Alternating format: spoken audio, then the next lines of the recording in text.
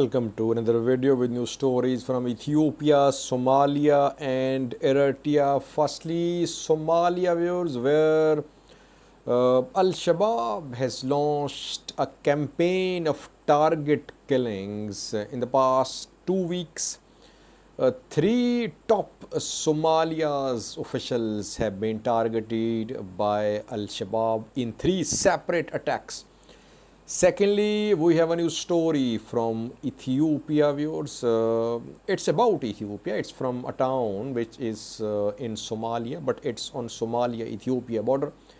And a few hours ago, Ethiopian state media confirmed the killing of three Al-Shabaab commanders in Friday's fighting. In previous video, I reported about heavy fighting on Ethiopia-Somalia border. I reported about the killing of one Al-Shabaab commander, but Ethiopian National Defense Force, Ethiopian news agency, in their statements just an hour ago claimed that three top Al-Shabaab fighters, commanders have been killed, regional commanders in the fighting. Thirdly, we have a new story about Amhara Fano militia. In May, an Amhara Fano commander was arrested. He was on his way from Gondar to Volkayth along with his associates, with his fighters.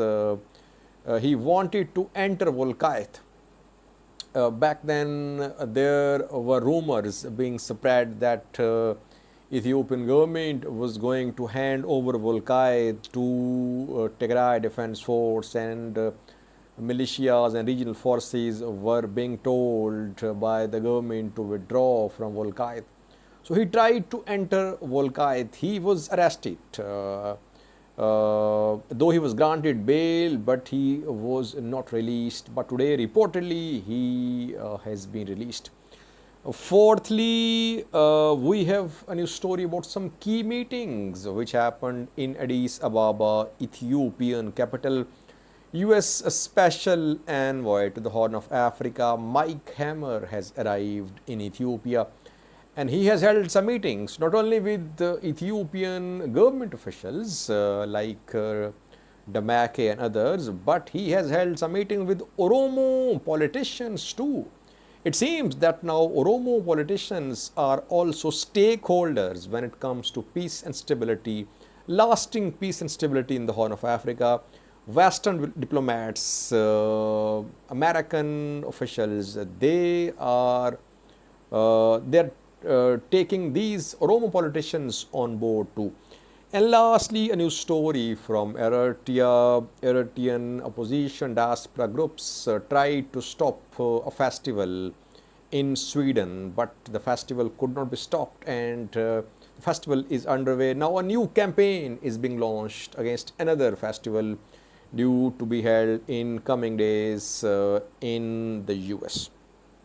Firstly, viewers, Somalia in the grip of an insurgency for years.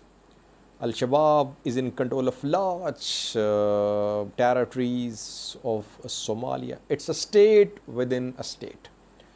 Somalia's government has no writ over around 1/3 of Somalia.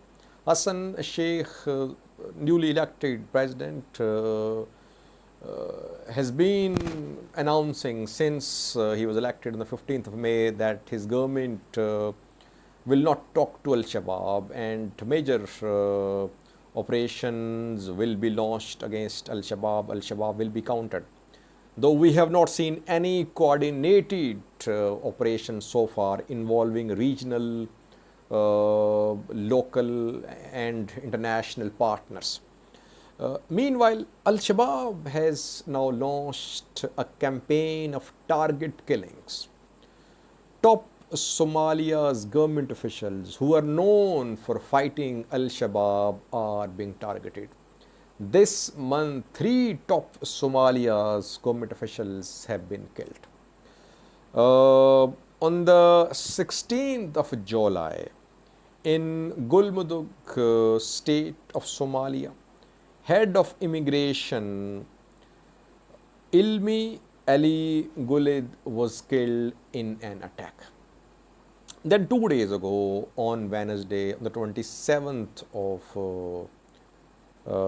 July, in Lower Shabelle, there was a suicide attack on Abdullahi Wafo, who is district commissioner, known for fighting Al-Shabaab for years.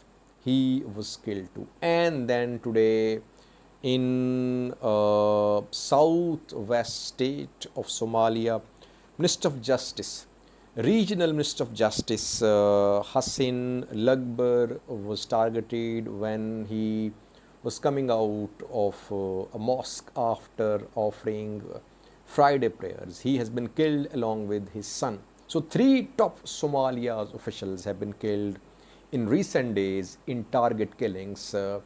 Target killings have intensified. Al-Shabaab is now launching preemptive strikes.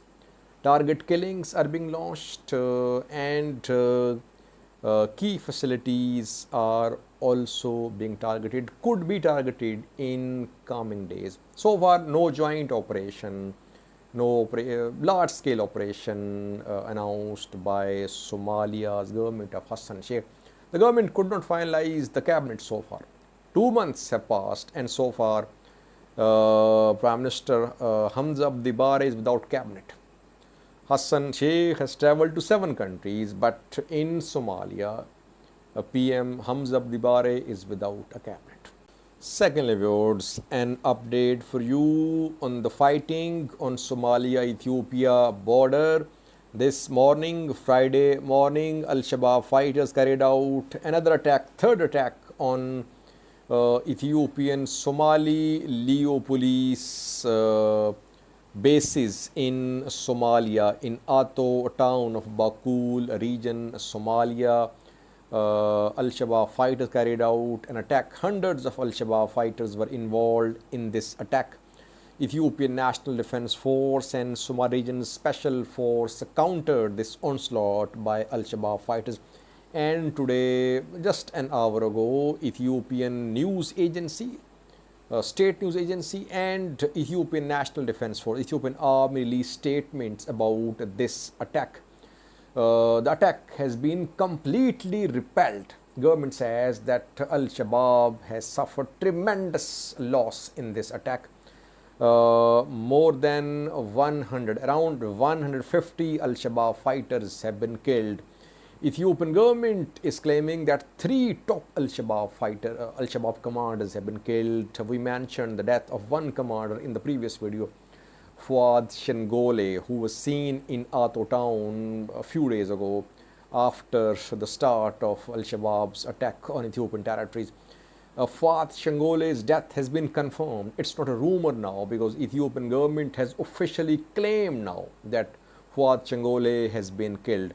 And 2 other Al-Shabaab commanders were killed in today's operation.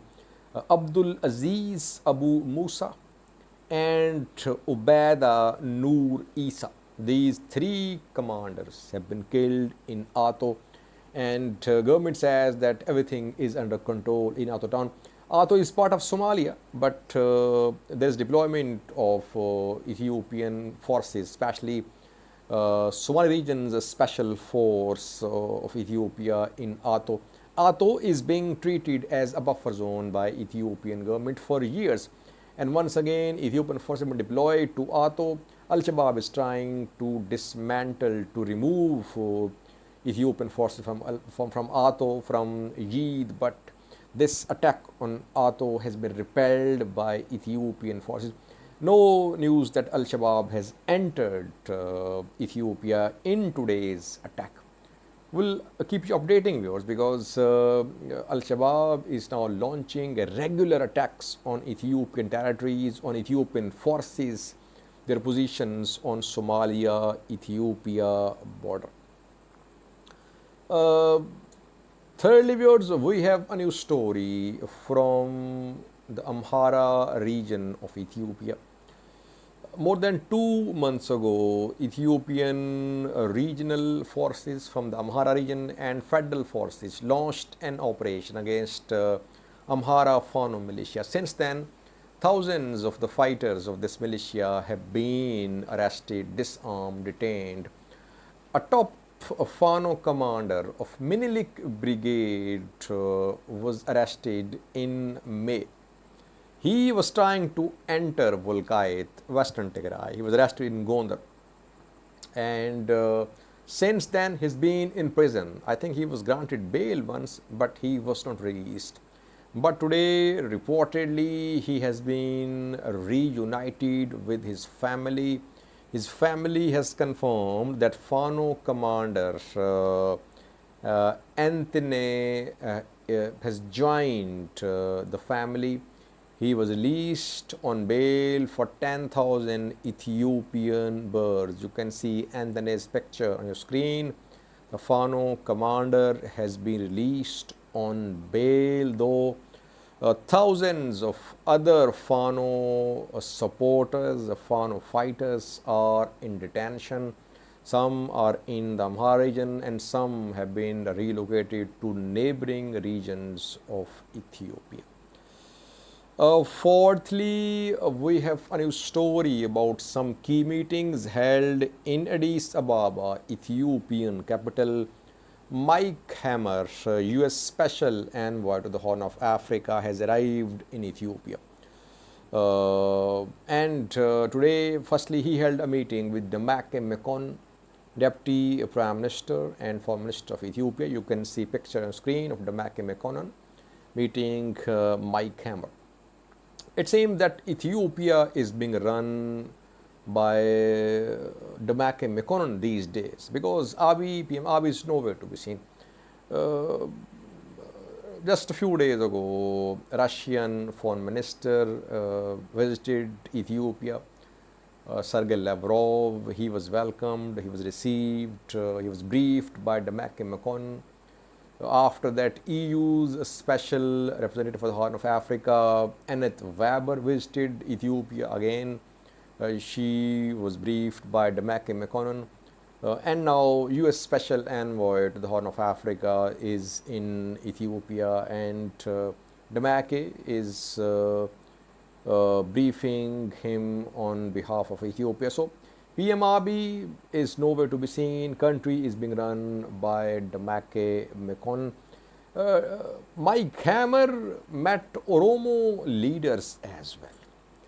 Pictures are being shared showing leaders of OFC and OLF with Mike Hammer.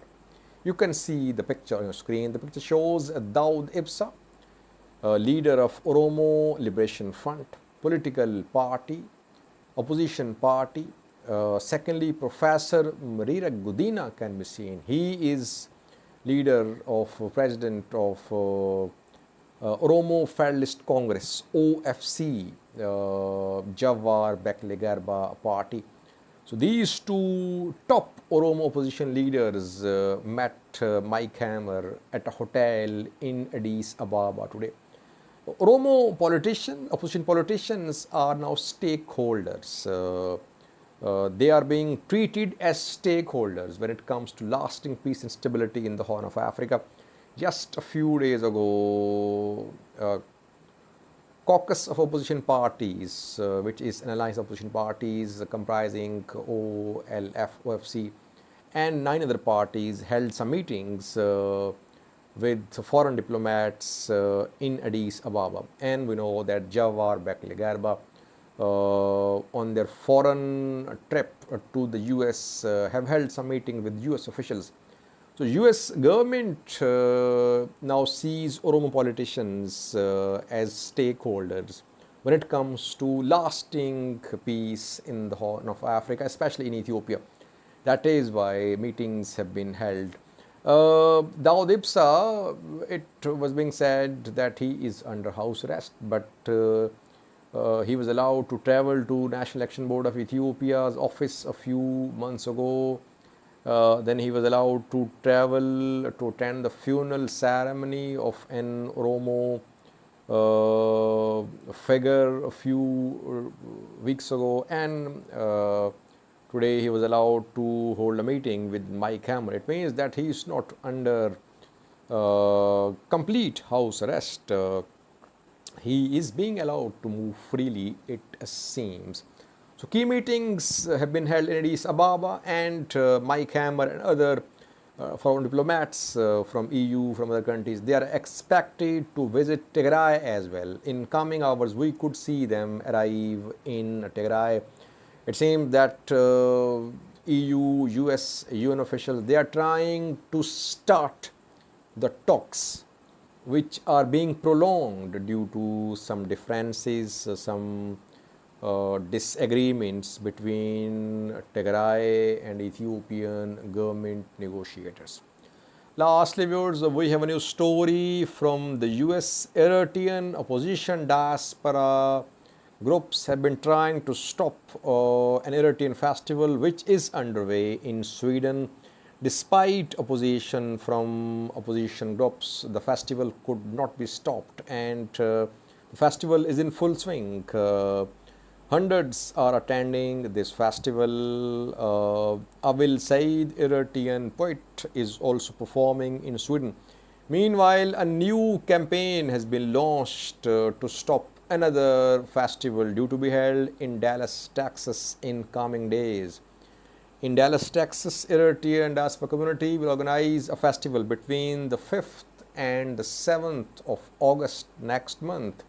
This is 48th annual Eritrean diaspora festival, which will have several activities, sports activities, cultural activities, dance, song, fundraising as well. Now, Eritrean opposition diaspora groups, they have launched a campaign in the US to stop this festival due to be held in Dallas. We are seeing social media campaigns, local media is being approached, local lawmakers are being approached by Eritrean opposition diaspora groups. Will this festival be held in Dallas or not? That remains to be seen. Watch this clip from Sweden showing the ongoing Eritrean diaspora festival in Stockholm, Sweden. Thanks for watching.